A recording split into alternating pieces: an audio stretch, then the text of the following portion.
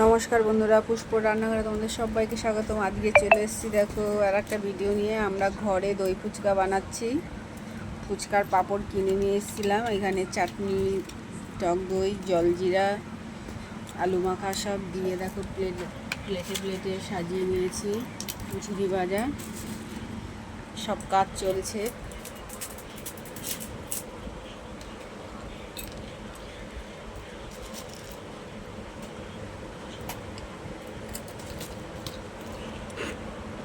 কেমন হচ্ছে বন্ধুরা অবশ্যই কিন্তু কমেন্ট করে জানাবে।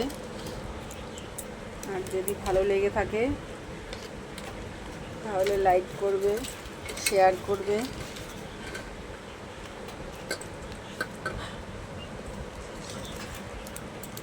ভাবছি বাড়িতেই দই ফুচকার স্টল বসাবো। কেমন হবে বলো বন্ধুরা।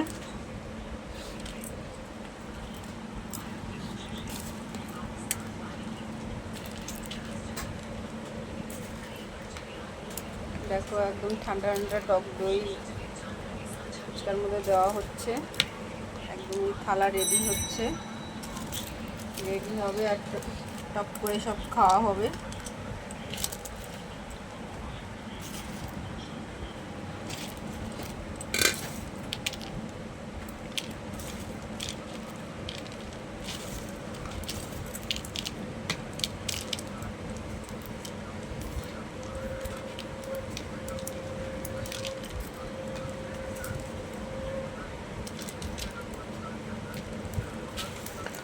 ভাই একটা খেয়ে দেখো কেমন হয়েছে।